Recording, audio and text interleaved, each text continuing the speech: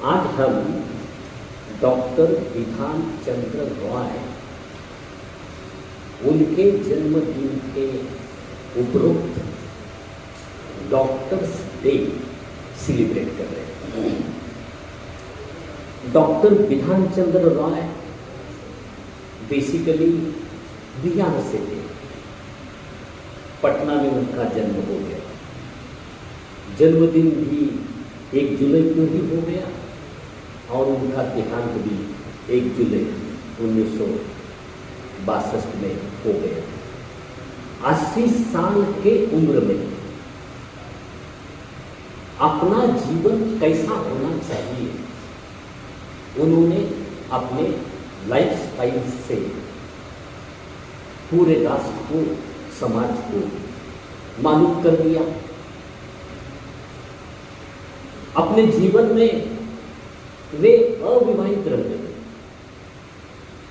उनकी जो माता जी थी, वह भी 35 साल के बाद पूरा लाइफ ब्रह्मचर्य आश्रम में उन्होंने व्यतीत कर दिया। उनके जो पिताजी थे वो डिप्टी मैजिस्ट्रेट थे।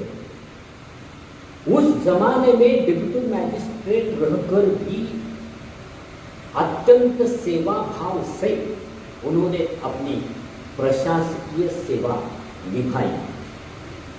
माँ ने उनको जो संस्कार दिए, जो धार्मिक और कल्चरल संस्कार दिए, उस आधार से बिपिन चंद्र रॉय का व्यक्तित्व, उनकी सोच, उनका एटीट्यूड डेवलप होते गया। 20 साल के उम्र के बाद वो 1901 में कलकत्ता में आ गए। अपनी मेडिकल जो पदवी है एकदम हाई लेवल का अचीवमेंट करके उन्होंने संपादित कर दी।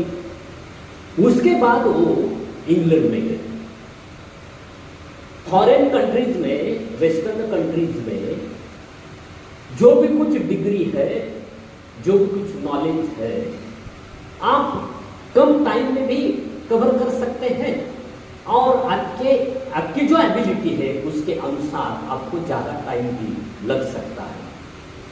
बिपिन चंद्र रॉय ने 2 पदवियां, एक पदवी के लिए जितना टाइम लगता है उस एक पदवी के टाइम में उन्होंने 2 पदवियां संपादित कर दिया। उससे उनका जो इंटेलेक्चुअल जो ग्रास्पिंग पावर है, कैपेसिटी है, वो कैपेसिटी हमें ध्यान में आती है।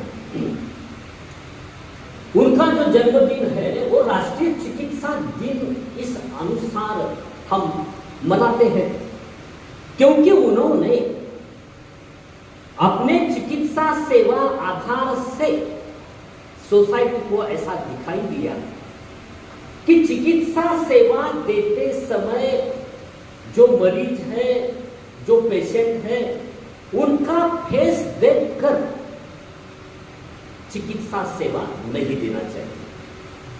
अमीर आदमी है उनको अच्छी सेवा देना, गरीब आदमी है उनके ऊपर ध्यान नहीं देना। ये जो डिस्पैरिटी साइकोलॉजी है उसके उपरांत एक ह्यूमन पेशेंट या एज ए ह्यूमन, इस एटीट्यूड से उन्होंने सबको सेवाएं दी। गरीब आदमी हो उनको भी मानवता के आधार से उन्होंने सेवा दी, निःशुल्क सेवा दी। और रिच आदमी है तो भी उनको जितनी कैपेसिटी है उतनी कैपेसिटी आधार से, संवेदनशीलता के आधार से सेवा देने का प्रयास बिपिन चंद्र रॉय ने किया। सियालदह परिसर आपको मालूम है, सियालदह रेलवे स्टेशन, उस परिसर में उन्होंने जो क्लिनिक शुरू कर दिया उसको इतना अच्छा रिस्पांस मिल गया कि उस आधार से उन्होंने पूरे सोसाइटी में अपनी एक सेवाभावी इमेज बिल्टअप कर दिया। उस इमेज के आधार से सोसाइटी का जो पब्लिक लाइफ है, उस पब्लिक लाइफ में वो अटैच हो गए। पब्लिक लाइफ में भी उनका बहुत इंटरेस्ट था।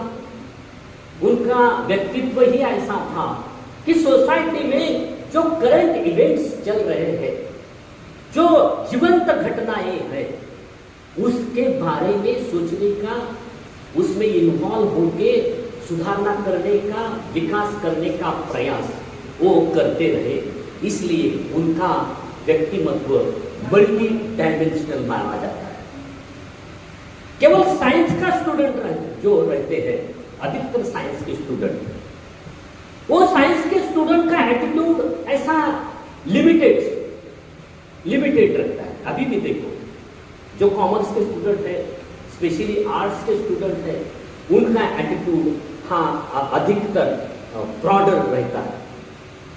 वो साइंस के स्टूडेंट है, मैथमेटिक्स के स्टूडेंट थे, चिकित्सा के स्टूडेंट थे, तो भी उनका एटीट्यूड एकदम ऐसा मुझे ब्रॉडर और हाई लेवल का था। उनका जो सेवाभावी एटीट्यूड है, उस सेवाभावी एटीट्यूड के आधार से उन्होंने मोतीलाल नेहरू जी, महात्मा गांधी जी, जवाहरलाल नेहरू जी, उनके वो निजी चिकित्सक सहायक थे। 1923 में जब महात्मा गांधी जी दार्जिलिंग में यहाँ आए थे, तब उनकी मुलाकात हो गई और तब से पूरी हयात तक गांधी जी का एक विश्वासु अनुयायी और सहकारी बोल के उन्होंने अपना जीवन व्यतीत कर दिया। वो नेशनल कांग्रेस के एक्टिव मेंबर थे, पश्चिम बंगाल कांग्रेस के स्टेट के प्रेसिडेंट थे। पश्चिम बंगाल के वो हयात 14 साल 1948 से 1962 तक वो मुख्यमंत्री के रूप में उन्होंने जो काम किया है, उस आधार से उन्हें पश्चिम बंगाल का मॉडर्न फाउंडर बोल के उनकी पहचान उनके वर्क्स के आधार से बनी हुई थी। जो अभी जो दुर्गापुर है, विधाननगर है, उसकी जो डेवलपमेंट है, वो डेवलपमेंट उनकी वजह से उस जमाने में हुई थी। इंडस्ट्रियल डेवलपमेंट होनी चाहिए, एग्रीकल्चर में अपना स्टेट अच्छी तरह से विकसित होना चाहिए, चिकित्सा में तो अपना स्टेट मॉडल स्टेट बनना चाहिए, ऐसी उनकी एम्बिशन थी। एजुकेशन के बारे में हर फील्ड में उन्होंने जो बृहद आराखड़ा बना दिया था, उस बृहद आराखड़ा के आधार से उनका जो काम हो गया था, इसलिए उनको पश्चिम बंगाल ही नहीं पूरे राष्ट्र में, पूरे वर्ल्ड में माना जाता है। वह विधान चंद्र रॉय का जो लाइफ की ओर देखने का जो अप्रोच था, वो बहुत ही लिबरल था। ऐसा लिमिटेड ऐसा अप्रोच उनका नहीं था। उनकी सोच बहुत ही सेंसिटिव थी, संवेदनशील थी। कौन सी भी घटनाएं, कौन सा भी प्रसंग, कौन सा भी प्रॉब्लम, वो प्रॉब्लम सॉल्व करते समय अपना अप्रोच ह्यूमन होना चाहिए। Human based problem solving approach अगर रह गया तो उसमें अधिकतर लोगों को हम इन्वॉल्व कर सकते हैं और आगे बढ़ सकते हैं, ऐसा उनको लगता था। 1939 से 1945 तक जब दूसरा महायुद्ध, सेकंड वॉर वर्ल्ड में चालू था, उस जमाने में वो ऑल इंडिया मेडिकल काउंसिल के नेशनल लेवल के वो प्रेसिडेंट रहे थे। कोविड के जमाने में हमने देख लिया 2019 में को आधार दिया, अच्छी तरह से मेडिकल सेवाएं दी, उससे बहुत से डॉक्टर संक्रमित भी हो गए। बहुत से डॉक्टर का हेल्थ उनका प्रॉब्लमेटिक हो गया, तो भी जिन डॉक्टरों ने पब्लिक के लिए आधार देने का काम, अवेयरनेस बढ़ाने का काम, अच्छी तरह से सेवा देने का काम कर दिया है, तब लोगों को डॉक्टर भी एक योद्धा होता है, समाज का रक्षक होता है। समाज के लिए डॉक्टर का जीवन, डॉक्टर का वर्क बहुत इंपॉर्टेंट होता है। इसके बारे में हम अधिकतर अवेयर बनते हैं। अभी डॉक्टर को सोसाइटी में सम्मान मिलना चाहिए, डॉक्टर के बारे में ऑनर होना चाहिए। और दूसरी ओर डॉक्टर का एटीट्यूड भी सेवा भावी होना चाहिए, ह्यूमन बेस्ड होना चाहिए। ये डॉक्टर यानी केवल मरीज को औषध देके उसका जो रोग है, उसका जो प्रॉब्लम हो दुरुस्त करना, इतना लिमिटेड उनका अप्रोच नहीं होना चाहिए। डॉक्टर का अप्रोच कमर्शियल नहीं होना चाहिए। ग्लोबल वार्मिंग का जो प्रॉब्लम है वो ह्यूमन मेड प्रॉब्लम है और इसके इफेक्ट अभी हेल्थ के ऊपर होने वाले हैं।